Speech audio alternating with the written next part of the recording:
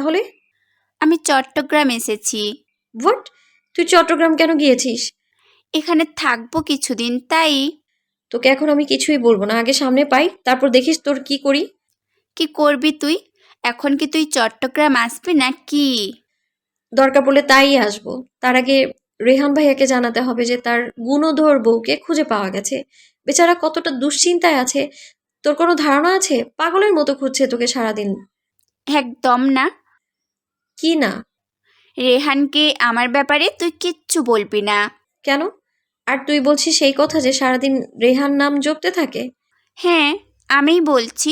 আর একটা কথা শুনে রাখ, আমি আর কোনোদিন রেহান নাম নিব না। কিছু হয়েছে? আগে আয়, তারপর বলবো তোকে। আচ্ছা। নিধি ছোটবেলায় চট্টগ্রাম তার ফুপুর বাসায় থেকে পড়াশোনা করে, আর সেখান থেকেই রওশনীর সাথে ওর পরিচয়। তারপর দুজনে একসাথে স্কুল কলেজ পড়ে। ভার্সিটিতে চান্স পেলে একসাথেই আবার চলে আসে ঢাকায়। আলিনা যখন জানতে পারে রওশনীর বাড়ি চট্টগ্রাম তখন বেশ অবাক হয়। এতদিন রওশনীর বাড়ির ঠিকানা জানতো রাজশাহী, তবে এখন চট্টগ্রাম জেনে অবাক তো হবেই। শিওর হতে জিজ্ঞেস করলো, তুমি চট্টগ্রামে থাকতে? হ্যাঁ, ঢাকায় এসেছি, কয়েক মাস হয়েছে। আর কিছু জিজ্ঞেস করলো না আপাতত আলিনা, কারণ রওশনী তাকে সব ঘটনাই খুলে বলেছে। তাই তো সেও আর বাধা দেয়নি। রুমে এসে ব্যাগ গোছাতে লাগলো রওশনী। গোছানো শেষ করে ফোন নিয়ে আবারও বসলো। কল লাগালো আরিফের ফোনে। প্রথমবারই রিসিভ করে ফেলে আরিফ। আরিফকে কিছু বলতে না দিয়েই রওশনী বলতে আরম্ভ করলো। রেহান ভাইয়াকে বলুন নিধির খোঁজ পাওয়া গেছে। বিস্মিত গলায় আরিফ জিজ্ঞেস করে, কি নিধির খোঁজ পাওয়া গেছে? কোথায়? নিধির খোঁজ পাওয়াই কথাটা শুনতেই রেহান লাফিয়ে ওঠে। হাত দিয়ে চোখ মুছে আরিফকে বলে ফোন লাউডে দিতে। সেও বাক্য ব্যয় না করে ফোন লাউডে দেয়। চট্টগ্রাম গেছে ও, ফুপুর বাসায় আছে ওর। একটু আগেই আমায় কল করেছিল, আমায় যেতে বলেছে।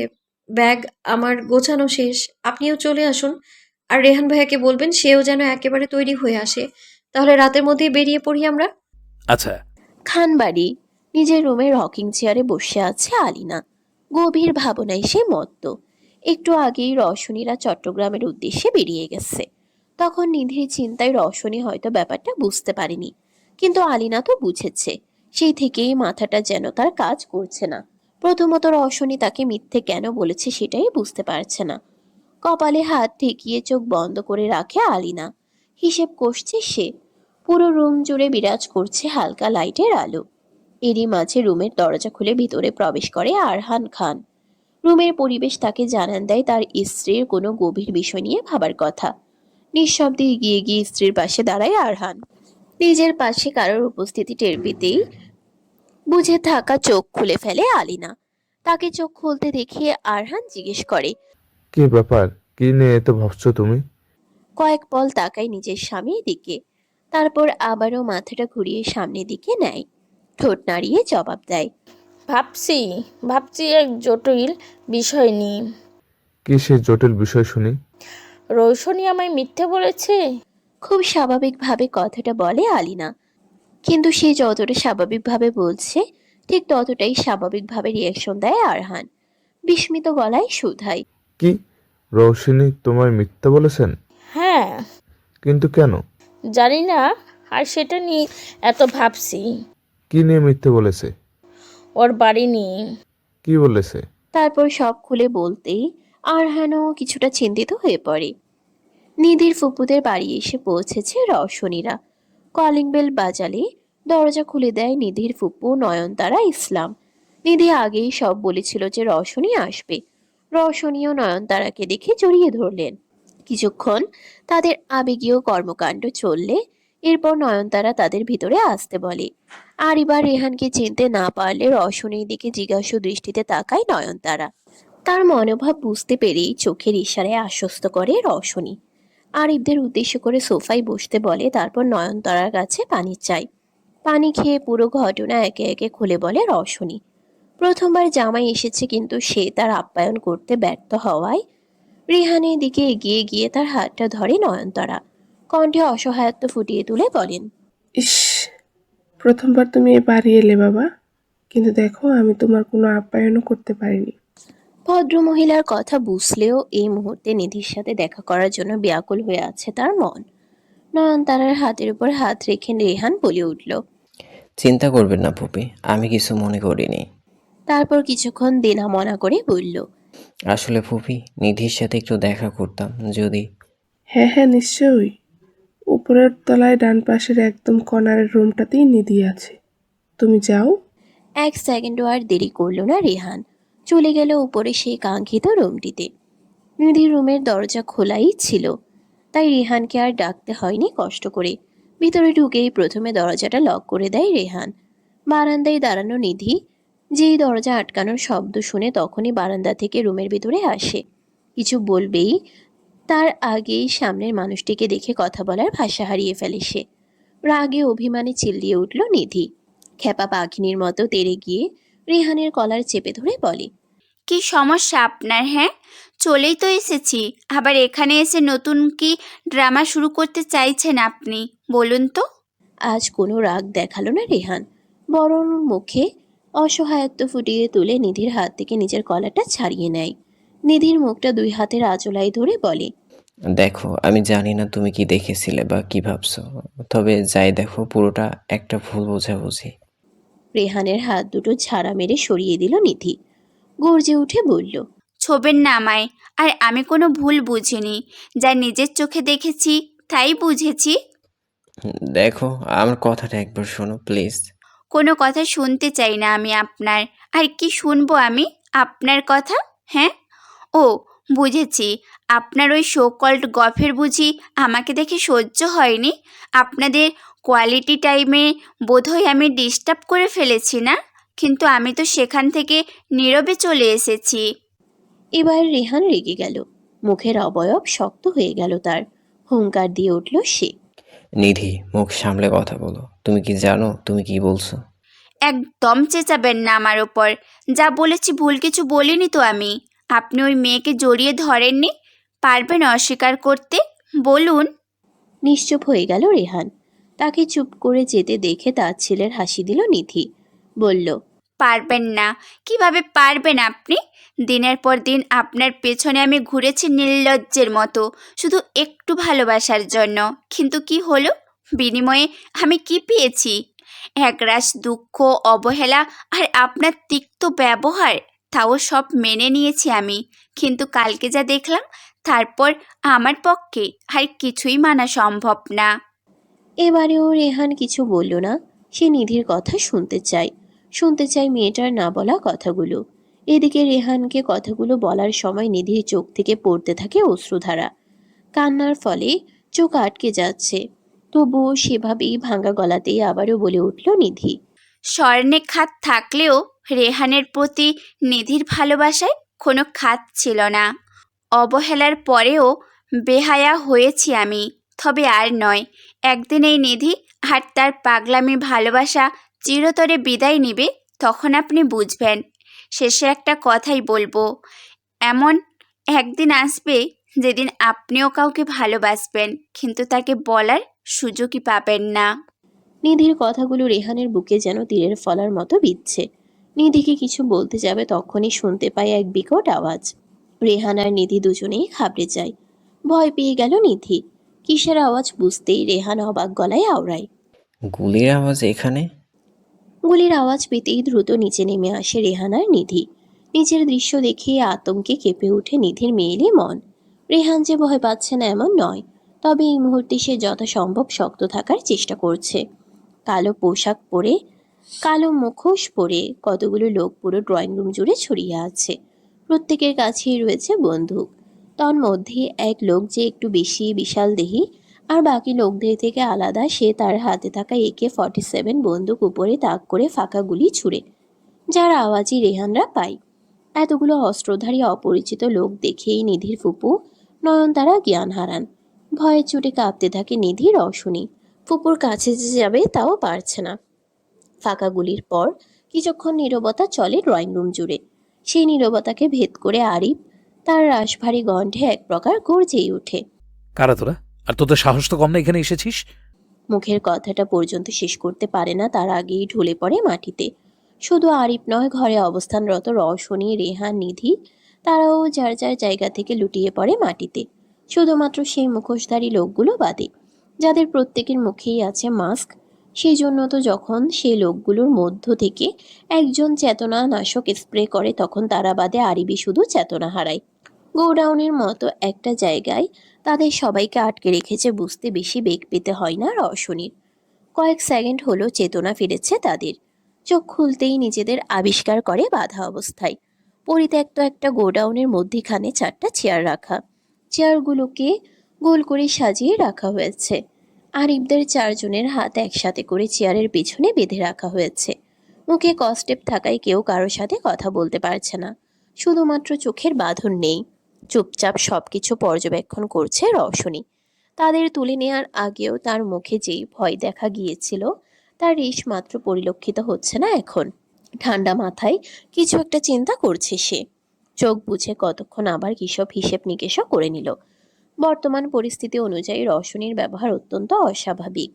যেখানে তার সাথী 3জন হাত পা চুরছে বাঁধন খোলার জন্য, সেখানে রওশনী একদম স্থির। প্রচণ্ড বেগে শহরের বুক চিরে ছুটে চলেছে একটা কালো রঙা বাইক। চালক যে অত্যন্ত এক্সপার্ট তা তার চালানোর ধরন দেখেই বোঝা যাচ্ছে। হেলমেট পরিহিত বাইক চালকটি যে একটা নারী তাও বলে দেয়া যাবে। মেয়েলি বডি গঠন তার। বাইকটি একটা রমণী চালাচ্ছে তাতে সমস্যা না থাকলেও মনের মাঝে এই প্রশ্ন জাগে। এই মাঝরাতে এই মেয়ে এইভাবে বাইক চালিয়ে যাচ্ছে না কোথায়?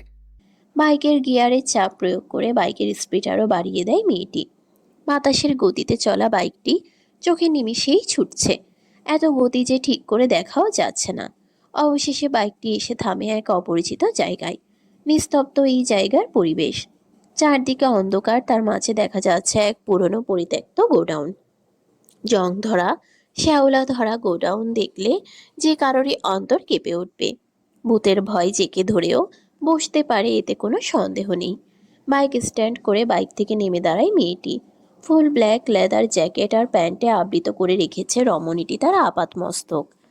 হেলমেট খুলে বাইকের হ্যান্ডেলে রাখলো মেয়েটি। হেলমেট খোলার সাথে সাথেই মেয়েটির পনিটেল বাঁধা চুলগুলো হালকা দুলে ওঠে। নিজের চুল একবার হাত বুলিয়ে পরপরই জ্যাকেটটা ঠিক করে নেয়। বুট শুয়ের মধ্যে থেকে বের করে আনে একটা রিভলভার। রিভলভারটি স্পেশালভাবে বানানো, যা তার গায়ে লেখা শ্যাডো স্ট্রাইক 9 নামটি দেখেই বলে যাচ্ছে। স্নিকার্স পরা হাতের মধ্যে গানটি ধরে। ডান হাতে গানটি রেখে গানের অগ্রপ্রান্ত দিয়ে কপালে স্লাইড করে এগিয়ে যায় সামনের দিকে। ফাইটিং জানা মেয়েটির কাছে গোডাউনের এই সামান্য দরজা ভাঙা কোনো ব্যাপারই না। এরকম কত দরজা যে ভেঙেছে। হ্যাঁ, মুখ থেকে নিঃসৃত হয় এক দীর্ঘশ্বাস মেয়েটির। লাথি দিয়ে দরজাটি ভাঙতেই অপর পাশে থাকা লোকগুলো কিছুটা নড়ে ওঠে।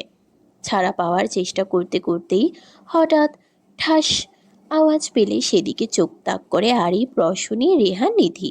দরজা ভেঙে দাঁড়িয়ে আছে এক অবয়ব। ধীরে ধীরে অবয়বটি সামনে আগালে দেখা মিলে এক নারী সত্তার। অন্ধকার থেকে যতই সামনের দিকে হাঁটে ততই কৃত্রিম আলোর সংস্পর্শে আসে মেয়েটি। যখন পুরোপুরি গোডাউনে জ্বালানো লাইটের আলোয় আসে মেয়েটি, তখন স্পষ্ট হয়ে ওঠে মেয়েটির মুখ। কামিনী? অস্ফুটে বেরিয়ে আসে আরিবের মুখ থেকে কামিনী নামটা। এই কোন কামিনীকে দেখছে সে? আসলেই কি কামিনী নাকি অন্য কেউ?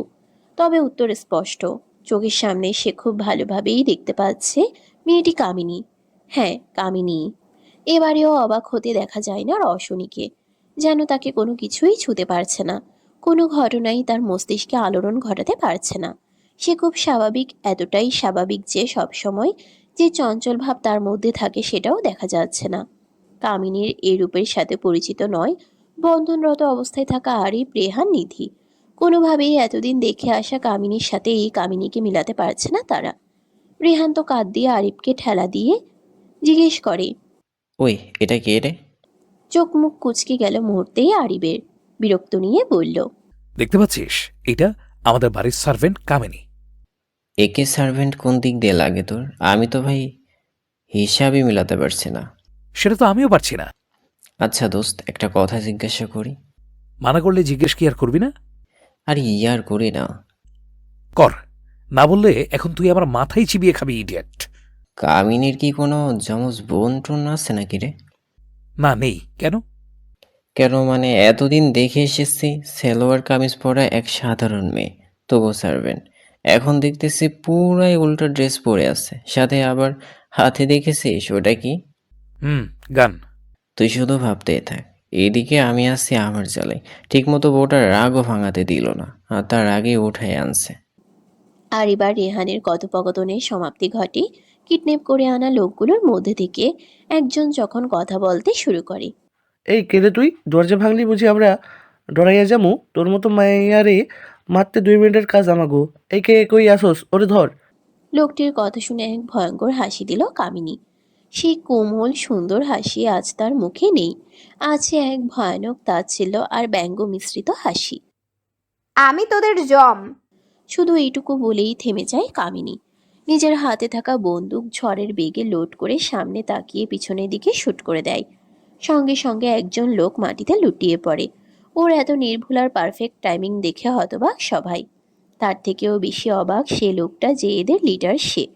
কারণ চোখের ইশারায় যখন সে পিছনে থাকা একটা লোককে কামিনীকে আক্রমণ করার আদেশ দেয়, তখন সেটা কামিনীর দেখার কথা না। মেয়েটা না ঘুরেই কিভাবে বুঝলো?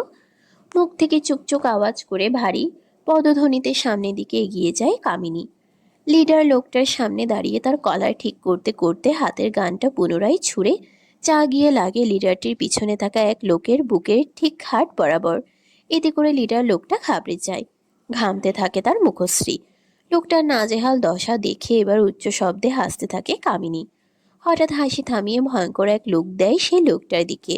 হিসিয়ে বলে, আমি কোনো কাঁচা খেলোয়াড় নই, বা তোদের মতো কোনো ছোটোখাটো এসব পাতি মাস্তানও নই। এসব তো বাচ্চাদের খেলা রে। এসব জিনিস দেখেই কামিনী বড় হয়েছে। আর তোরা কি না সেই আমাকেই এইসব লো ক্লাস জিনিসের ভয় দেখাস? So funny. এই তোরা দাঁড়িয়ে দেখছিস কি? মেরে দে শালিকে, পরে বুঝবি আমরা কি জিনিস। শুরু হয়ে যায় গুলিবর্ষণ। তবে অবাক করা বিষয় তো এটা, কিডন্যাপার লোকগুলোর গুলি ছোড়ার আগে কামিনী ওদের শুট করে দেয়। কামিনীর প্রত্যেকটা নিশানা ছিল পারফেক্ট, নির্ভুল আর একদম ঠিকঠাক। না এক মুহূর্তের জন্যও তার হাত কেঁপেছে, আর না কোনো ভুল হয়েছে। সবগুলোকে মাটিতে শুয়ে দিয়ে আবারও লিডার লোকটার সামনে গিয়ে দাঁড়ায় কামিনী। গ্লাভস পরা হাত মুঠো করে লোকটার নাক বরাবর দেয় এক ঘুষি। ঘুষির তোর এতটাই ছিল যে লোকটার নাক দিয়ে গলগলিয়ে রক্ত পড়তে থাকে। ঘুষি দিয়েই থেমে যায়নি কামিনী। এলো পাথারি মারতে থাকে লোকটাকে। মার সহ্য করতে না পারলে একসময় লোকটা কামিনীর পা জড়িয়ে ধরে মাফ চেতে শুরু করে। ভুল হয়ে গেছে, মাফ করে দেন। আর মায়ের না আমারে। লোকটার বুকের উপর পাড়া দিয়ে ধরে কামিনী। তারপর হিংস্র গলায় গর্জে ওঠে সে। বল তোদের কে পাঠিয়েছে? কার এত বড় সাহস যে আমার লোকেদের ক্ষতি করস? এত জোরেই পাড়া দিয়ে ধরেছে যে লোকটার কাশি উঠে গেছে। কোনো রকমে বলে, বলছি। তারপর লোকটা একটা নাম বলে যা শুনে কামিনীর চোখের রং পাল্টে যায়। লাল হয়ে যায় সে রাগে। তারপর খুব কঠিন গলায় বলে, তোর বসকে বলে দিস শ্যাডো কুইন এসে গেছে। খুব শীঘ্রই কামিনী ক্রোভান তার সাথে সাক্ষাৎ করবে। দেখা হতে চলেছে খুব তাড়াতাড়ি। খানবাড়ি। আজকের খানবাড়ির ড্রয়িং রুমের পরিবেশ একটু অন্যরকম। চারপাশ গম্ভীর নিস্তব্ধ। বাতাসে ছড়িয়ে আছে এক রহস্যের গন্ধ। আজ অনেক বছর পর খানবাড়ি এসেছে অভ্রয়। আসার কারণও আছে। কামিনী নিজেই সবাইকে ডেকেছে। কি জানি বলবে সে। অবশ্য সে না বললেও আজ যে তার প্রশ্নের বেড়াজাল থেকে মুক্তি ছিল না তা নিশ্চিত। আলিনা খান, আরহান খান, আরিফ, রশনি, রেহান, নিধি, কামিনী, অভ্রয় সকলেই আছে এখানে। আর এই সকলের মাঝে মধ্যমণি হয়ে আছে কামিনী। আজকে সে কোনো মেয়েদের মতো এক কোনায় বা পাশে চুপ মেরে দাঁড়িয়ে নেই। আর না তো তাকে দেখে কেউ বলবে সে কোনো অবলা এক অতি সাধারণ নারী। সিঙ্গেল একটা সোফায় পায়ের উপর পা তুলে রাজকীয় ভঙ্গিমায় বসে আছে কামিনী। লেদার জ্যাকেটের চেন খুলে রেখেছে। একদম নতুন রূপে কামিনীকে দেখে প্রত্যেকে অবাক হলেও অবাক হলো না রশনি। হঠাৎ কি মনে করে কামিনী চোখ তুলে রশনির দিকে তাকায়। তৎক্ষণাৎ কামিনীর গ্রিন আইস দুটোর সাথে রশনির চোখ জোড়ার দৃষ্টি মিলে। মুহূর্তেই কামিনীর মুখে খেলে যায় এক বাঁকা হাসির রেখা। সকল নিস্তব্ধতাকে ভেঙে আলিনা বলে, এগুলো কি কামিনী? তুমি কে? কি তোমার পরিচয়? আরে আস্তে আস্তে, একসাথে এত প্রশ্ন করলে হবে? কোনটা ছেড়ে কোনটার উত্তর দিব তাহলে বলুন তো? হু আর ইউ কামিনী? আরিবের প্রশ্নে এবার কামিনী ঠাট্টা করা বাদ দিয়ে দেয়। গম্ভীর রূপ নেয় তার মুখ অবয়ব। ঘাড় চুলকে বলতে আরম্ভ করে সে। ইতালিয়ান সবচেয়ে powerful gangster group shadow syndicate ছায়াসংঘ। পুরো ইতালি জুড়ে এই গ্রুপের রাজত্ব। শুধু ইতালিই নয়, পার্শ্ববর্তী দেশেও বেশ নামডাক এই গ্রুপের। শ্যাডো সিন্ডিকেট নাম শুনলেই কেঁপে ওঠে সকলে। গ্রুপ সম্পর্কে সকলে জানলেও আজ পর্যন্ত কেউ এই গ্রুপের কুইন বা গডফাদার কে জানে না। রাতের অন্ধকারে এদের কাজ ছায়ার মতো চলে বলেই কেউ খুনাক্ষরেও টের পায় না তাদের কাজের কথা। খুব সন্তর্পণে এই গ্রুপের কাজ চলে। বিশেষ লোক ছাড়া আর যারা এই পর্যন্ত প্রাণ হারিয়েছে এই গ্রুপের কুইন ও গডফাদারের কাছে তারা ব্যতীত কেউই চিনে না গ্রুপটির লিডারকে। অতি সাবধানতার সাথে আর ভয়ানকভাবে চলে এই গ্রুপের কর্মকাণ্ড। রাতের কালো অন্ধকারের ছায়ায় এদের রাজত্ব বেড়ে যায়। আর তাই এই গ্রুপের নাম শ্যাডো সিন্ডিকেট, ছায়া সঙ্গ। শ্যাডো সিন্ডিকেট গ্রুপের গডফাদার হলেন কাইলেন ক্রোভান, আর কুইন হলো তারই একমাত্র মেয়ে কামিনী ক্রোভান। বাইরের মানুষের কাছে কাইলেন একজন সফল ব্যবসায়ী। তার সুনাম দূর দূরান্ত পর্যন্ত। কোম্পানির অনেকগুলো শাখাই বিভিন্ন দেশে ছড়িয়ে আছে।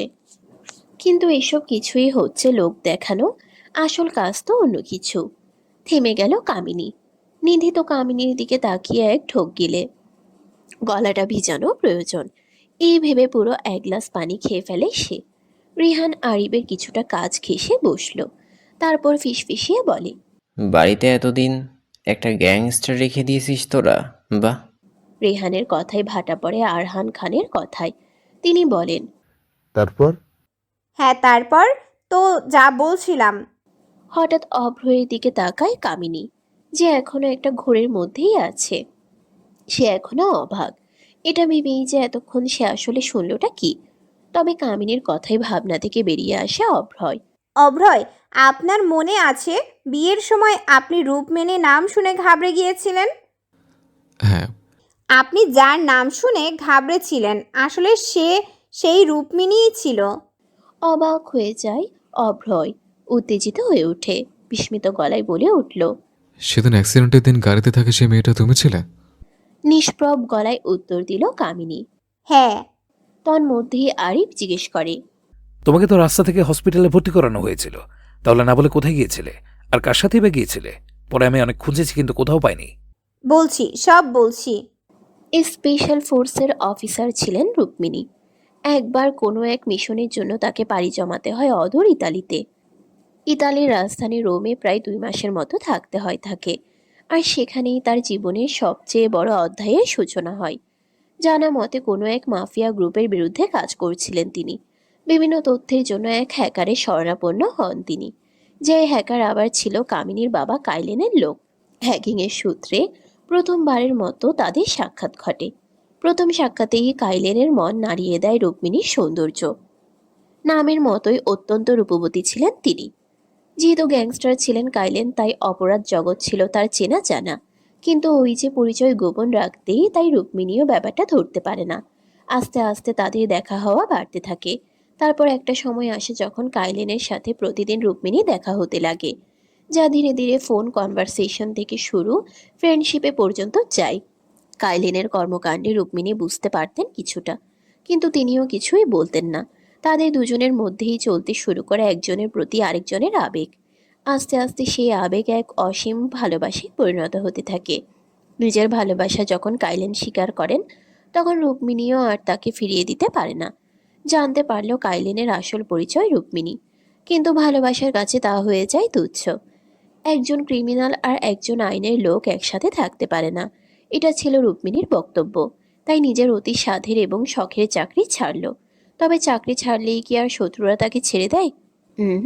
একদম না। চাকরি ছাড়ার সময় এক বিত্তশীল লোকের বিরুদ্ধে কাজ করছিলেন রুক্মিণীর দল। থামলো কামিনী। কামিনীকে থামতে দেখে রেহান জিজ্ঞেস করলো, আরে থামলে কেন? তারপর কি হলো বলো। মুচকি হাসলো কামিনী। তারপর আবার বলতে আরম্ভ করলো, বিয়ে করলো দুজন। রুক্মিণীর কথায় অপরাধ জগতের সাথে যোগাযোগ ছিন্ন করলো কাইলেন। খুব ভালোভাবেই দিন কাটছিল তাদের। সুখেই ছিল এই পরিবারটি। তাদের এই সুখকে আরো দ্বিগুণ করতে আগমন ঘটলো এক ছোট্ট প্রাণীর। বিয়ের 2 বছরের মাথায় রুক্মিণী জানতে পারে সে মা হতে চলেছে। তাদের খুশি আর দেখে কে। তার 1 বছর পর রুক্মিণীর কোলজুড়ে জন্ম হলো এক মেয়ের। কাইলেনের ঘরে এলো এক ছোট্ট রাজকুমারী, কামিনী ফুলের মতো দেখতে বিধায় মা বাবা তার নাম রাখে কামিনী। হঠাৎ থেমে গেল কামিনী। তার চোখ বেয়ে গড়িয়ে পড়ল 2 ফোঁটা জল। তর্জনী আঙুলের ডগায় জলের ফোঁটাটা নিয়ে অবহেলায় ফেলে দিল সে, বলে উঠল, তো জানো, আমার মায়ের প্রিয় ফুলও কামিনী ছিল। হ্যাঁ জানি, রূপের কামিনী ফুল অনেক পছন্দের ছিল। মেয়ের নামও কামিনী রাখবে বলেছিল একবার, কিন্তু তুই যে সেই কামিনীর একবারও তো বুঝতে পারিনি। কামিনীর কথার বিপরীতে বলল আলিনা। ইতালিতেই বড় হওয়া আমার বয়স 8 বছর পর্যন্ত আমিও জানতাম না আমার বাবা একজন গ্যাংস্টার। স্বাভাবিক সাধারণ মানুষের মতোই জীবন ছিল আমার। তবে হ্যাঁ, সাধারণ মানুষের থেকে আমার বেড়ে ওঠায় অনেক পার্থক্য ছিল। সোনার চামচ মুখে দিয়ে জন্মেছিলাম আমি, কষ্ট কি জানতাম না। যখন যেটা চেয়েছি তখনই সেটা পেয়েছি। অনেক আদরের ছিলাম আমি আমার বাবা মায়ের। একটা দুর্ঘটনা, জাস্ট একটা দুর্ঘটনা আমার পুরো লাইফ পাল্টে দিয়েছে। আমার বয়স যখন 8 বছর হয় তখন মায়ের বন্ধু মহলের জন্য মা বাংলাদেশ যেতে উদ্যত হয়। আমিও নতুন দেশ যাব, তার উপর আবার সেটা আমার মায়ের মাতৃভূমি ছিল। খুশি ছিল আমার 4 গুণ। বাচ্চা ছিলাম, ঘোরাঘুরি এমনিতেই পছন্দ ছিল। তাছাড়া মা আমাকে সব সময় তার দেশ নিয়ে বলতো। কৌতূহল বেড়ে গেছিল। বাবা মোটেও রাজি ছিল না মাকে বাংলাদেশ আসতে দিতে। তার একটাই কথা, ওই দেশ মায়ের জন্য সুরক্ষিত ছিল না। তখন তো ছোট ছিলাম, তাই এত কিছু বুঝিনি। তবে যদি বুঝতে পারতাম বাবা আসলে কি বোঝাতে চেয়েছিল, তাহলে বোধহয় সেদিন মায়ের পক্ষে না থেকে বাবার পক্ষেই থাকতাম। মায়ের সাথে নিজেও জেদ ধরলাম। বাবা আমার আর মায়ের জেদের কাছে হার মানলেন, রাজি হলেন বহু কষ্টে। তাও প্রতি মুহূর্তে শুধু একটাই কথা বলতেন, উফ, এত ভাবাভাবির কি আছে? আমি যাব মানে যাব, ব্যাস। আর তুমি এত চিন্তা করো না তো, কিচ্ছু হবে না। এরপর আসলো সেই দিন যেদিন আমরা বাংলাদেশের জন্য এয়ারপোর্টে আসি। শেষ সময়ে এসেও বাবা শুধু এইটুকুই বলেছেন, রূপ না গেলে হয় না। না, হয় না। কাম অন গার্লেন, কিচ্ছু হবে না। ওদের দেখি না কতগুলো বছর আজ। এখন সুযোগ আছে, আমি তো যাবই। আমি জানি না, কিন্তু আমার মন কেমন করছে। মনে হচ্ছে আমি তোমাকে হারিয়ে ফেলবো। কাইলিনের কথায় অট্ট হাসিতে হেসে ফেলল রুক্মিণী। সেভাবেই শুধালো, আচ্ছা বাবা, আমরা তোমার কাছে একদম সুস্থ শরীরে ফিরে আসব। এখন আমাদেরকে বিদায় দাও তো। শত কষ্ট হওয়া সত্ত্বেও বিদায় দিতে হয় কাইলেনকে। অফিসের কাজের জন্য না হলে সেও যেত। ফোঁস করে শ্বাস ছেড়ে কামিনীকে কোলে তুলল। সারা মুখে চুমু খেয়ে মেয়েকে আদর করলেন কাইলেন। সবশেষে স্ত্রীর ললাটে চুম্বন এঁকে তাদের বিদায় দিলেন। মন ভরে দেখলেন স্ত্রীর সেই হাসি মাখা মুখটা। আবির ভাই, তোমাদের মনে আছে কি না জানি না, তবে গাড়ি থেকে আমাকে ছোড়ার আগে মা আমায় তার ফোন দিয়েছিল। হ্যাঁ, মনে আছে। রাস্তায় পড়া থেকে শুরু করে হসপিটালে ভর্তি পর্যন্ত আমার ড্রেস লাগোয়া পকেটের সেই ফোন ছিল, যা তোমরা খেয়াল করনি। তারপর? মা আমায় বলেছিল যে করেই হোক আমাকে বাবার সাথে কন্ট্রাক্ট করতে। আমিও তাই করেছিলাম। মানে? অভ্রই জিজ্ঞেস করল। পশ্চাৎ দেশে বড় হওয়ার দরুন স্মার্টফোন চালাতে না জানলেও জানতাম, কল করা জানা ছিল। আর্ট হলেও বাবার সাথে যোগাযোগ করতে কোনো অসুবিধে হয়নি। এইটুকু মা আমাকে শিখিয়েছিল। কখন কোনো প্রয়োজন পড়ে, আর দেখো সত্যি হলো তাই। জ্ঞান ফেরার পরও আস্তে আস্তে পিট পিট করে চোখ মেলে তাকালো কামিনী। ছোট্ট জীবনে বুঝি আজকেই সে তার জীবনের সবচেয়ে ভয়াবহ ঘটনাটাই দেখলো। ছোট্ট মস্তিষ্ক নাড়া দিল মায়ের কথা। মা তো বলেছিল সে আসবে, কই সে আসেনি। তার কামিনীর যে ব্যথা করছে, কষ্ট হচ্ছে, তবুও কি আসেনি তার মা? না, এটা তো হতেই পারে না। সে তো মায়ের মনই, তাই না? তাহলে মা কেন নেই তার সাথে? দু চোখ জলে ভরে উঠল তার। অবিরাম ধারায় পড়তে লাগলো অশ্রুরা। চিৎকার দিয়ে উঠল সে, মা! কিন্তু কেউ সাড়া দিল না সেই বাচ্চা মেয়েটির চিৎকারে। কান্না বাড়ল আরও, গলা ভেঙে আসছিল তার। সেভাবেই আবারও জোরে জোরে ডাকতে লাগলো, মা! ও মা! মা গো, মাম্মাম! হাতের উল্টো পিঠ দিয়ে চোখ মুছলেও থামছে না তার কান্না। ও আম্মু, তুমি কোথায়? দেখো, তোমার কামিনী ভয় পাচ্ছে তো। মাম্মা, তুমি বলেছিলে আসবে, কোথায় তুমি? আমাকে একলা কোথায় রেখে গেলে? ছোট্ট এক বাচ্চা মেয়ের আর্তনাদ ভরা কান্নায় পুরো কেবিন কেঁপে উঠল। কান্নার আওয়াজ পেয়েই বোধহয় দুজন নার্স আসলো। চলকে উঠল কামিনী। যে মেয়ে বাবার কোল ছাড়া, মায়ের কোল ছাড়া এক পাও যায় না, মাকে ছাড়া যে মেয়ে চলতে পারে না, সেই মেয়ে আজ একা অচেনা এক কেবিনে বসে আছে, তার উপর অচেনা দুজন নারী। নার্স তো আর বুঝে না, সে দেখেই ভয় পেয়ে গেল। কাঁদতে কাঁদতে বলতে লাগলো, এই তোমরা কারা? তোমরা আমার দিকে এগোচ্ছ কেন? ভয় করছে তো আমার, দূরে যাও। বেডের পিছনের দিকে যেতে লাগলো কামিনী। তবে নার্স দুটো ছিল অহংকারী টাইপের, কিছুটা রুক্ষ। এমনিতেই বিরক্ত ছিল তারা, আর তার উপর আবার এই মেয়ের কান্না। মাথা ধরে গেছে তাদের। খেকিয়ে উঠল নার্স দুটো কামিনীর উপর। যেতে উঠে যত রাগ ছিল ঝাড়লো কামিনীর উপর। এই যেমন জোর করে চেক আপ করতে গিয়েছিল, কামিনী বাগড়া দিতেই ঠাস করে থাপ্পড় বসিয়ে দেয় একটা নার্স তার নরম তুলতুলে গালে। গালে নাজুক ত্বক চর সহ্য করতে পারেনি, রক্তবর্ণ ধারণ করলো তার গাল দুটো। 5 আঙ্গুলের ছাপ বসে যায় গালে। থাপ্পড়ে জোর এতটাই ছিল যে ঠোঁটের কোণা ফেটে রক্ত গড়িয়ে পড়ে। ব্যথা পেয়ে কেঁদে উঠল কামিনী। পুনরায় নার্সগুলোর থেকে দূরে যেতে লাগলে আরেকজন এসে ধরল কামিনীর চুলের মুঠি। সহ্যের বাহিরে চলে যায় কামিনীর।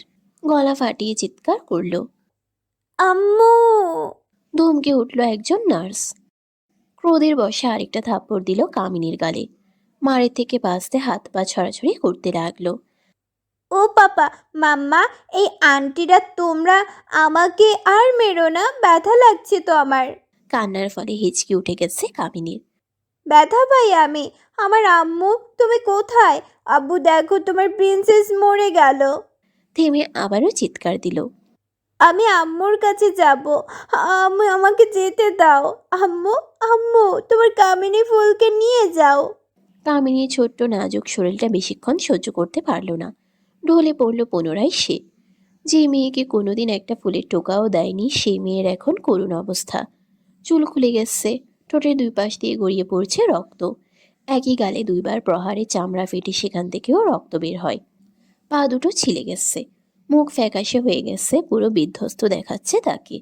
অবস্থা এতটাই করুণ দেখে বোঝার সাধ্য কারণ নেই যে এই মেয়েই কামিনী, রুক্মিণীর কামিনী ফুল, কাইলেনের জান, যে মেয়েকে মাথায় উঠিয়ে রাখে দুজনে।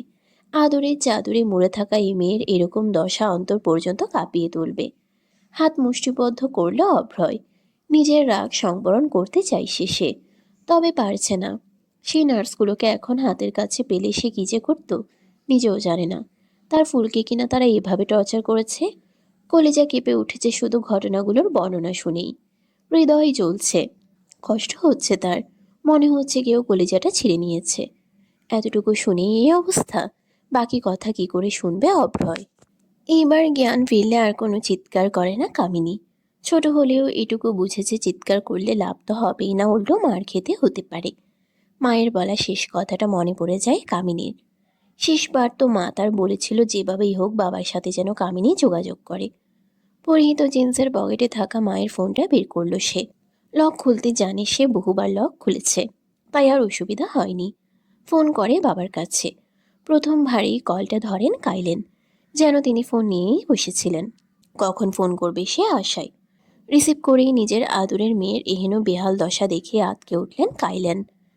আতঙ্কিত গলায় মেয়েকে জিজ্ঞেস করলেন, পাপ্পা, আমার কি হয়েছে? তোমার এই অবস্থা কেন? তোমার আম্মু? বাবার কোমল গলার আওয়াজ পেয়ে আর কান্না আটকে রাখতে পারে না এবার ছোট্ট কামিনী। কান্নারত অবস্থাতেই বলে ওঠে, পাপা, আমাকে নিয়ে যাও। এখানে সবাই পচা, আমায় মারে, ব্যথা পাই তো আমি। মেয়ের মুখে আমাকে মারে আর ব্যথা পাই আমি শব্দগুলো শুনেই যেন তবদা খায় কাইলেন। এ কি বলছে মেয়ে তার? পুনরায় মেয়েকে জিজ্ঞেস করলেন, প্রিন্সেস, তোমার মাম্মা কোথায়? আম্মাকে ফোনটা দাও তো। কান্নার গতি বাড়ল এবার কামিনীর। হিচকি তুলে গেল কান্নার তোপে। সেভাবেই জবাব দিল, মাম্মা আসে নাই। আমি কত ডাকলাম, মাম্মা আসলো না তার কামিনীর কাছে। মেয়ের কথা সম্পূর্ণ না বুঝলেও এটুকু বুঝলেন গুরুতর কিছুই ঘটেছে। গতকাল থেকে মনের মধ্যে কেমন কু ডাকছিল কাইলেনের। কোনো রকমে রাত পার করলেও আর স্থির থাকতে পারলেন না তিনি। সকাল সকালে রওনা দিলেন বাংলাদেশের উদ্দেশ্যে। বর্তমানে ফ্লাইটেই আছেন তিনি, কিছুক্ষণের মধ্যেই এসে পৌঁছেও যেতেন। বুকটা কেমন ফাঁকা ফাঁকা লাগছে কাইলেনের, তবুও মেয়ের সামনে নিজেকে শান্ত দেখানোর চেষ্টা করছেন। মেয়ে যেন ভয় না পান তাই বোঝানোর মতো করে বলতে লাগলেন। আমার সোনা মা, পাপ্পা একটু পরেই চলে আসবে। তুমি ততক্ষণ লক্ষ্মী মেয়ের মতো বসে থাকো, কেমন? নাক টেনে মাথা উপর নিচ নাড়িয়ে সম্মতি প্রকাশ করল কামিনী। যত দ্রুত সম্ভব তত দ্রুত কাইলেন আসে। মেয়েকে খুঁজতে গিয়ে ইতোমধ্যেই অনেক সময় ব্যয় হয়ে যায়। অবশেষে মেয়ের কাছে এসে পৌঁছায় কাইলেন। কেবিনের দরজা খুলে ভিতরে প্রবেশ করে কাইলেন। বেডের মধ্যে গুটিসুটি মেরে শুয়ে আছে কামিনী। এলোমেলো চুল, গালে মারের দাগ, রক্ত জমাট বাঁধা, ঠোঁট ফেটে রক্ত গড়িয়ে পড়ে শুকিয়েও গিয়েছে। নিজের এত আদরের মেয়ের এহেন দশা দেখে আঁতকে উঠলেন কাইলেন। তার বাবা মন হু হু করে কেঁদে উঠল। জীবনে অনেক মানুষ মেরেছেন নৃশংসভাবে, কখনোই এক ফোঁটা চোখের জল পড়েনি। কিন্তু আজ নিজের কলিজা মেয়ের এই অবস্থা দেখে আর ঠিক থাকতে পারলেন না কাইলেন। মেয়েকে বুকে জড়িয়ে হাউমাউ করে কেঁদে উঠলেন সে। বাবার নৈকট্য পেয়ে কামিনীও আবেগপ্রবণ হয়ে পড়েন। কান্না করতে করতে বিচার দিতে থাকে বাবার কাছে। কামিনীর এক একটা কথা যেন কাইলেনের মনে তীরের মতো বিচ্ছে। নিজেকে অসহায় অনুভব করলেন তিনি। বুকের সাথে ঝাপড়ে ধরলেন, পারলে মেয়েকে বুকের মধ্যে লুকিয়ে রাখতেন, যাতে কোনো দুঃখ কষ্ট যেন কামিনীকে ছুতে না পারে। নিজেও কাঁদছেন কাইলেন। তারপর সেভাবেই বলে, আব্বু, আমার মা ব্যথা করছে, বেশি কষ্ট হচ্ছে। অনেক কষ্ট হচ্ছে পাপ্পা। তোমার আব্বুর কাছে যদি ব্যথা নিয়ে নেওয়ার কোনো সুপার পাওয়ার থাকতো তাহলে আব্বু তোমার সব ব্যথা গায়েব করে দিত। নীরবে অশ্রু বিসর্জন দিচ্ছে আর নিজের কিছু তিক্ত অতীতের কথা বলছে কামিনী। অভ্রয় আর সামলাতে পারল না, নিজ জায়গা ছেড়ে উঠে গেল কামিনীর কাছে। প্রশস্ত বুকে জড়িয়ে ধরল অর্ধাঙ্গিনীকে, সাথে কামিনীর উদ্দেশ্যে ছুড়ে দিল সান্ত্বনার বাণী। উপস্থিত সকলের চোখেও পানি ছিল, তবুও বাকি কথা জানার অদম্য আগ্রহকেও হারায়নি। আরিফ জিজ্ঞেস করে, তারপর হসপিটাল থেকে যাওয়ার পর কি হয়েছিল? অভ্রয়ের বুক থেকে মুখ উঠালো কামিনী। টিস্যু দিয়ে চোখ নাক মুছে নিয়ে আবারও বলতে লাগলো, আমার জীবনে সবচেয়ে বড় ঝাটকা খেলাম আমি যখন আমার বয়স 11। মায়ের মৃত্যুর পর আমি চুপচাপ হয়ে যাই। বয়স 11 পর্যন্ত সব ঠিক থাকলেও 11তম জন্মদিনে উপহার হিসেবে প্রথমবার বাবা আমাকে তার সত্যি জানায়। আমি কখনোই চাইনি তুমি আমার অতীত জানো। তোমার মায়ের জন্য আমি সব ছেড়ে দিয়েছিলাম, তোমার মায়ের জন্যই সব শুরু করলাম। বুঝতে না পারলে কাইলেনের দিকে জিজ্ঞাসা দৃষ্টিতে তাকালো কামিনী। মুচকি হেসে কাইলেন বলে, চলো আমার সাথে। বলে কামিনীর কবজি চেপে ধরে হাঁটতে লাগলেন কাইলেন। বাবার সাথে তাল মিলিয়ে হাঁটতে হাঁটতে প্রশ্ন করল, কোথায়? হাঁটতে হাঁটতেই জবাব দিলেন কাইলেন, আমি ভাবতেও পারিনি সব কিছু শুরু করতে হবে, তাও আবার তোমাকে এসবের সাথে জড়িয়ে। কিন্তু রূপের খুনিদের তো আর এভাবে আমি ছেড়ে দিতে পারি না। এরপর কি হয়েছে জানো? কামিনীর প্রশ্নে আলিনা উত্তর দিল। কি? ঠোঁটের কোণে ফুসে উঠল তাচ্ছিল্য আর হিংস্র হাসির রেখা। বলল, তারপর আর কি, পাপার অন্ধকার জগতের সাথে পরিচিত হলাম। ট্রেনিং শুরু হলো আমার, একজন গ্যাংস্টার হওয়ার ট্রেনিং। খুব সহজ ছিল না সে পথ। অনেক সাধনার পর আমি হই আজকের কামিনী, শ্যাডো সিন্ডিকেটের কুইন।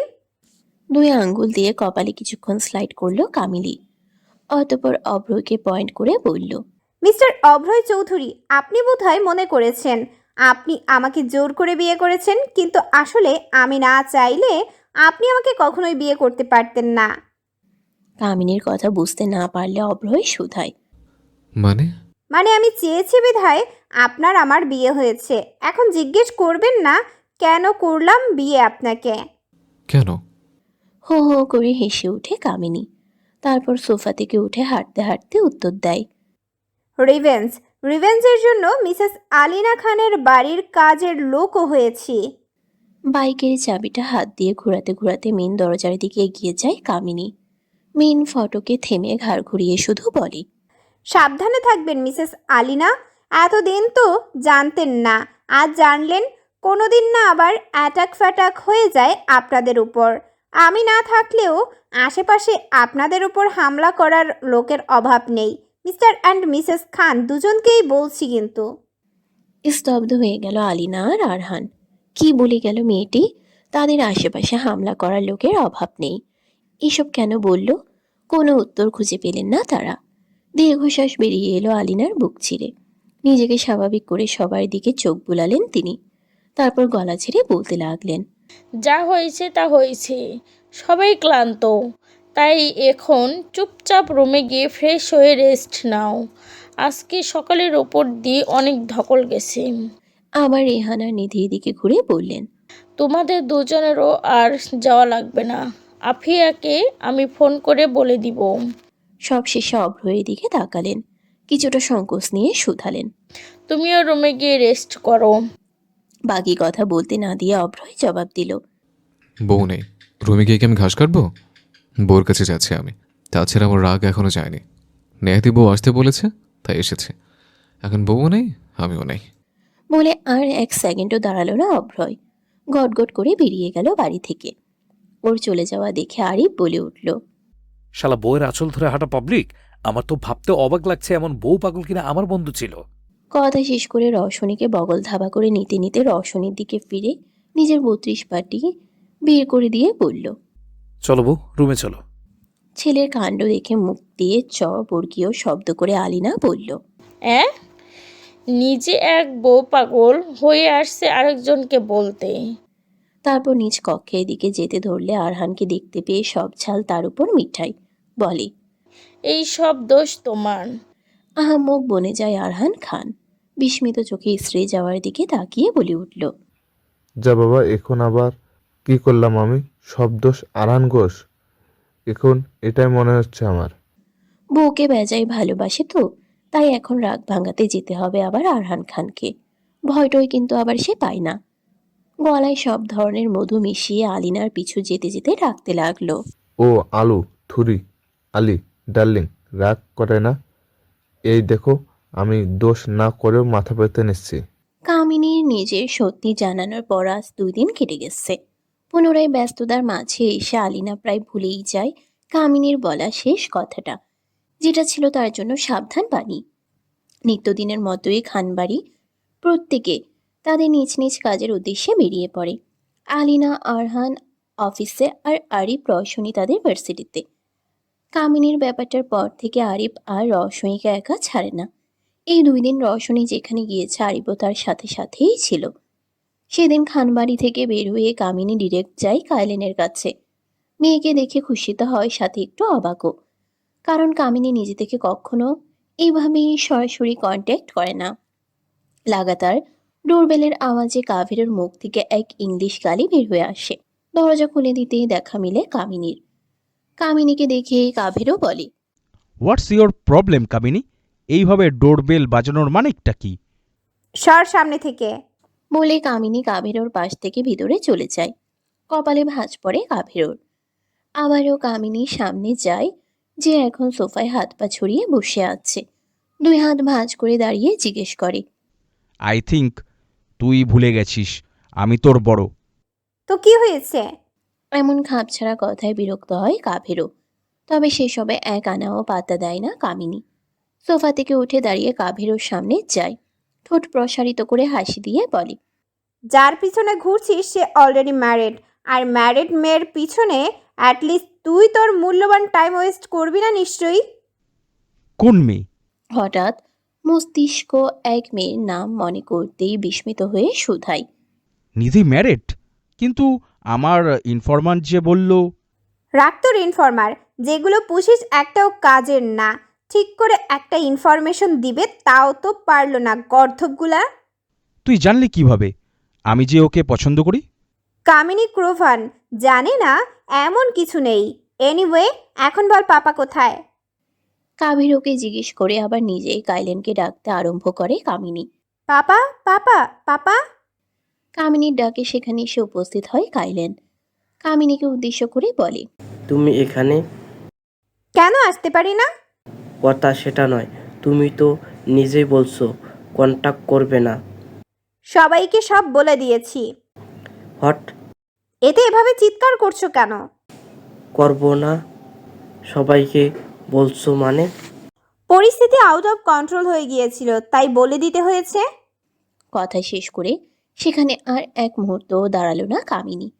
সিঁড়ি বেয়ে উপরে উঠতে লাগলো। কয়েক সিঁড়ি গিয়েই থামতে হয় তাকে। অভ্র এসে পৌঁছায় কামিনীর বাড়ি। তখন কামিনীর কিছু নিয়ে এখানে এসে পৌঁছায়। দরজা লাগানো হয়নি, কথায় কথায় কাভিরও চলে এসেছিল তাই। কামিনীকে দেখে উৎফুল্ল হয়ে ওঠা অভ্রয়। কামিনীর কাছে যেতে নিলেই বাদসাধে কাইলেনও কাভিরও। কাভিরও জিজ্ঞেস করে, হু আর ইউ? অভ্রয় কিছু বলবে তার আগেই কামিনী উত্তর দেয়, ওকে আসতে দাও, জামাই আমার। কামিনীর জামাই আমার কথাটা বেশ ভালো লাগে অভ্রয়ের নিকট। বাচ্চাদের মতো রওশনীর হাতটা নিজের হাতের মুঠোয় পড়ে হাঁটতে থাকে আরিফ। ক্লাস করছিল রওশনী। তখন ক্লাসের মাঝখান দিয়ে গিয়ে রওশনীকে নিয়ে আসে আরিফ। প্রফেসরের সাথে আরিফের সখ্যতা থাকায় প্রফেসরের নির্দেশ দেয় যেতে দেয়। সেই থেকে এতবার জিজ্ঞেস করেছে কোথায় যাচ্ছে তারা, কোনো উত্তরই দেয়নি আরিফ। যার কারণে এবার হাঁটা থামিয়ে খিস দিয়ে দাঁড়িয়ে পড়ে রওশনী। হাঁটার মধ্যে থামতেই ভ্রু কুঁচকে যায় আরিফের। কি হয়েছে, হাঁটছো না কেন? কোথায় যাচ্ছি আমরা? গেলেই তো দেখতে পাবে, এখন কথা না বলে চুপচাপ হাঁটো। রওশনীকে জিজ্ঞেস করে। বাধ্য মেয়ের মতো হাঁটতে লাগলো রওশনী। তা দেখে এক চিলতে হাসির রেখা ফুটে ওঠে আরিফের ঠোঁট জুড়ে, যা আবার তৎক্ষণাৎই মিলিয়ে যায়। রিকশায় উঠেছে রওশনীকে নিয়ে আরিফ। রওশনী নাকি শখ জামাই নিয়ে রিকশায় ওঠার। বউয়ের শখ আর আরিফ সেটা পূরণ করবে না তাও আবার হয় না কি? যদিও সে কখনোই রিকশায় চড়েনি, তাতে কি হয়েছে? এখন রিকশায় ওঠার জন্য যে রওশনী কতটা খুশি হয়েছে তাতেই তো সব। আরিমের সাথে প্রায় লেপ্টে আছে রওশনী, এছাড়া আর উপায় বা কি? আরিমের যেই শরীর তার জন্য পুরো রিকশাটাই লাগে। সে চেপে বসলে এই বজাত লোকটাও ইচ্ছে করে চেপে বসে। এতে অবশ্য খারাপ লাগছে না, ভালোই লাগছে। শুধু মনের মাঝে কেমন অস্থির অস্থির হচ্ছে, আর সারা শরীর জুড়ে শিহরণ বইছে। হ্যালো, আসসালামু আলাইকুম। অফিসের নিরিবিলি এক জায়গায় দাঁড়িয়ে কাকে জানি ফোন দেয় ঋষিতা। অপর পক্ষের কি কথা বলছে তা শোনা যাচ্ছে না। আর একটু কাছে গিয়ে কি দাঁড়াবে ভাবতেই এক কদম সামনে আগায় আলিনা। অফিস ঘুরছিল আলিনা। মূলত কর্মচারীদের কাজের তদারকির জন্য ফ্লোরে ফ্লোরে রাউন্ড দিচ্ছে সে। মাসে একবার হলেও এই কাজটা সে করে থাকে। এইরকমই এই ফ্লোরে রাউন্ডের সময় এই জায়গা থেকে ফিসফিসানির আওয়াজ পায় আলিনা। ব্যাপারটা কি দেখতে সেদিকে পা বাড়ালে শুনতে পায় ঋষিতার এমন সতর্কতার সহিত বলা কথা। যদিও এভাবে কারো পার্সোনাল বিষয়ে ইন্টারফেয়ার করে না, তবুও কি মনে করে কৌতূহল কাজ করে, তাই নিজের ব্যক্তিত্বের বাইরে গিয়ে এভাবে আড়ি পাতা। একদম পাক্কা খবর। এটুকু বলে ফোন সংযোগ বিচ্ছিন্ন করে দেয় ঋষিতা। হঠাৎ পিছনে ফিরলেই স্তব্ধ হয়ে যায় সে। আলিনাও বুঝতে পারেনি ঋষিতা যে হঠাৎ করে পিছনে ফিরবে। রিকশা এসে থামে এক জুয়েলারি দোকানের সামনে। ভাড়া মিটিয়ে দিয়ে আবারও রওশনীর হাত শক্ত করে চেপে ধরে আরিফ। আমরা এখানে কি করছি? চাল কিনতে এসেছি। উফ, জুয়েলারি শপে কেউ চাল কিনতে আসে? জুয়েলারি শপে তো গহনা কিনে মানুষ। জানোই যখন জিজ্ঞেস করছো কেন তাহলে? আরে বাবা, বুঝলাম গহনা কিনতে এসেছেন, তো কার জন্য? আমার বউয়ের জন্য। নয়, হ্যাঁ। কিন্তু আমি গহনা দিয়ে কি করব? খাবে।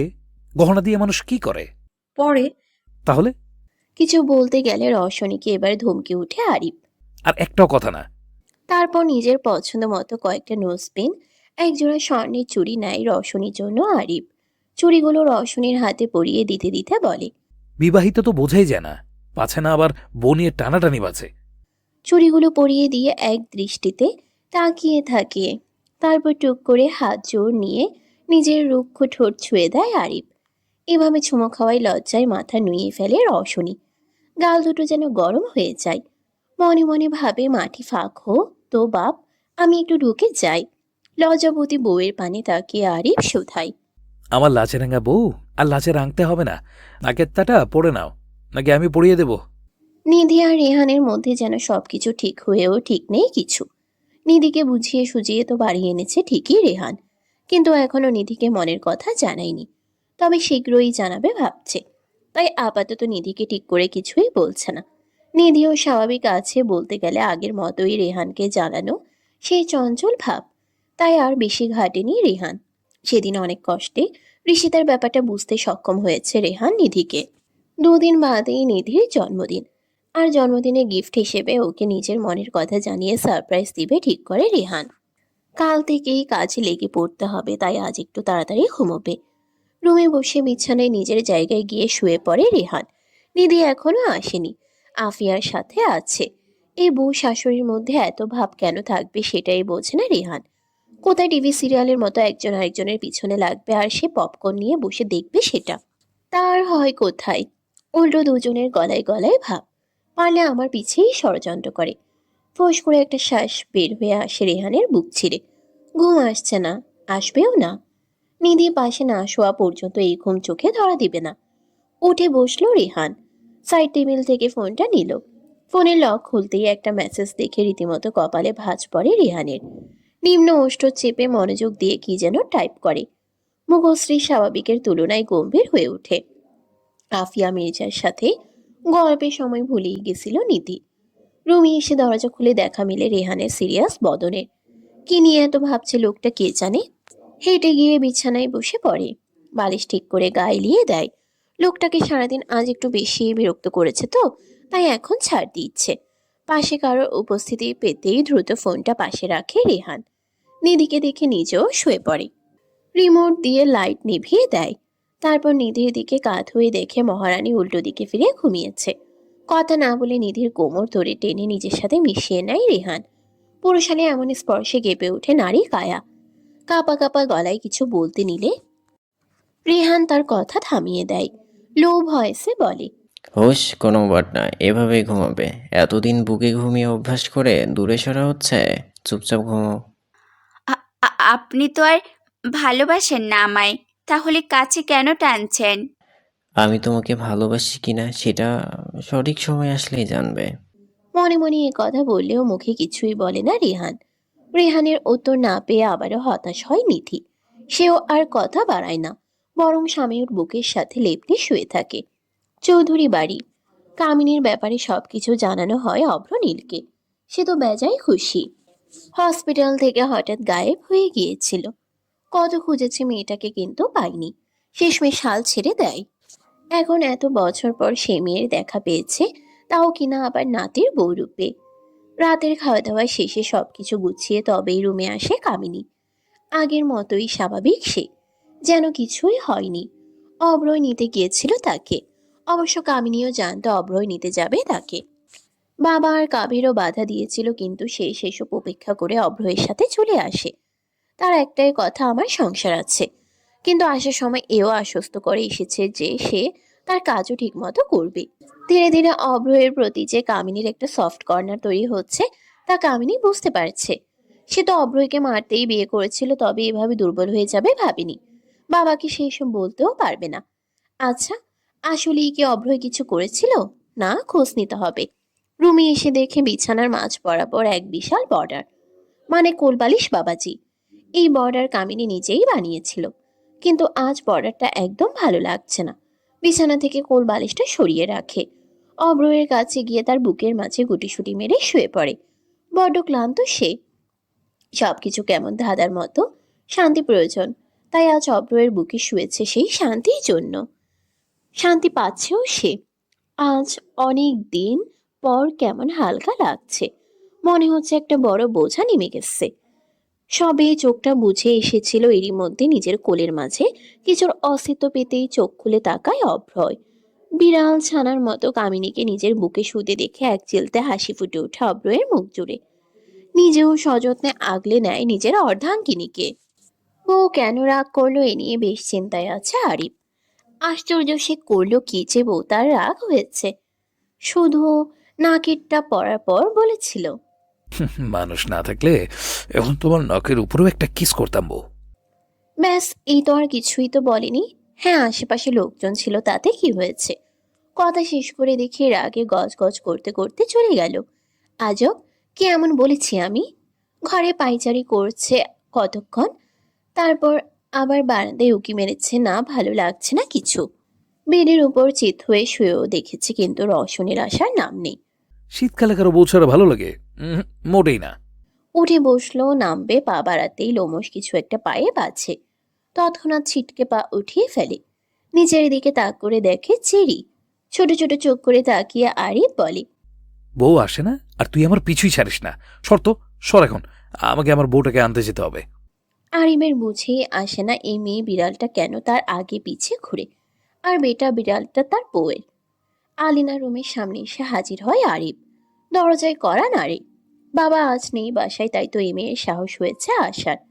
তবে বাবা থাকলেও সারাক্ষণই তো শাশুড়ির লেজ ধরে ঘুরবে। রাতে যা একটু রুমে আসতো আজকে তাও আসেনি। শাশুড়ির লেজ ধরেই ঘুমিয়ে পড়েছে নিশ্চয়ই। মানুষ জামায় পাগল হয়, আর এই তার ছিঁড়া ছ্যামড়ি শাশুড়ি পাগল। How funny!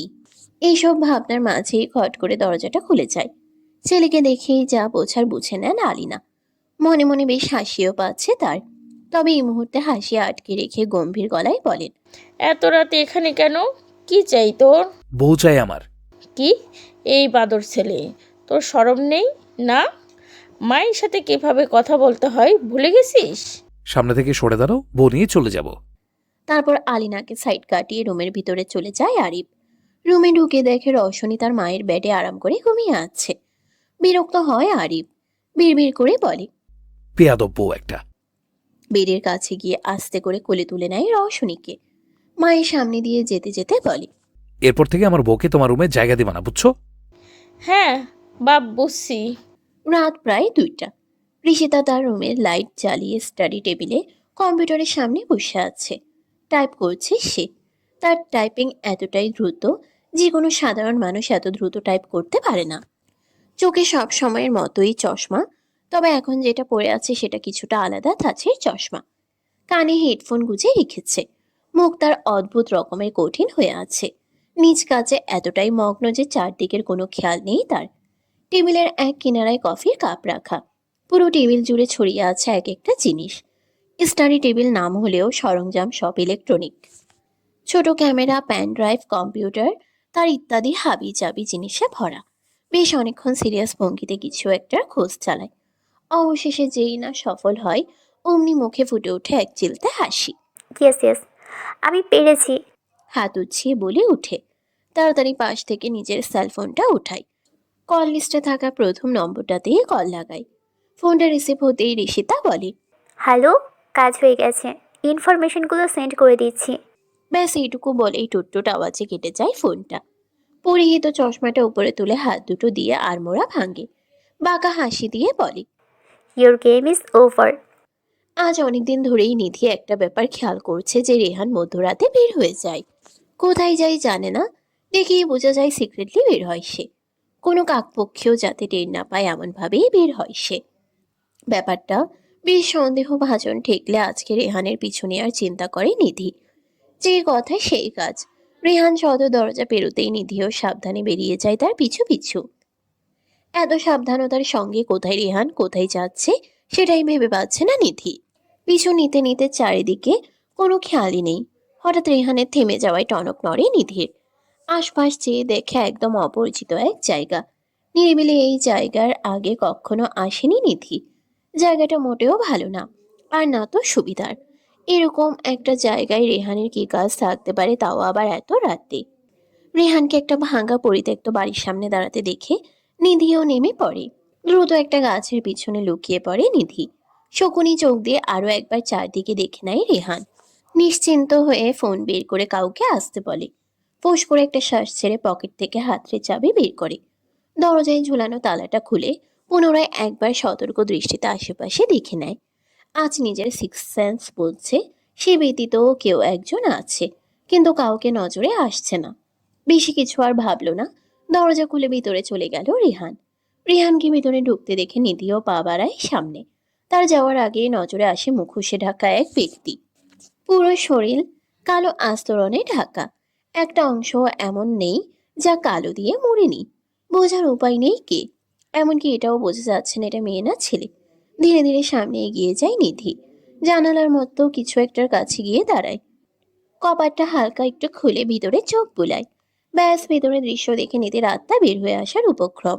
সারা শরীর হিম হয়ে যায়। শীতকালেও ঘামতে থাকে সে। পুরো দুনিয়া যেন ঘুরছে তার। কাঁপা কাঁপা পায়ে যেদিক দিয়ে এসেছিল সেদিক দিয়েই ফিরে যায়। আর সহ্য ক্ষমতা নেই তার। দেখতে পারবে না ভিতরের চিত্র। অস্ফুটে আওড়াই। রেহান। খানবাড়ি। বিছানা হাতড়ে পাশে রসনের অস্তিত্ব না পেলে কপাল কুঁচকে যায় আরিবের। মস্তিষ্ক সচল হতে যতটুকু সময় লাগে তড়িৎ চোখ জোড়া খুলে ফেলে আরিব। পাশে নজর যেতেই দেখে রসনই নেই। আশ্চর্য, গেল কোথায় ভেবে গায়ের উপর থাকা কমফোর্টারটা সরিয়ে উঠে বসে। বেড থেকে নামতে গেলেই দরজা খুলে ভিতরে আসে রসনী। রসনীকে দেখে এই প্রশ্ন ছুড়ে আরিব।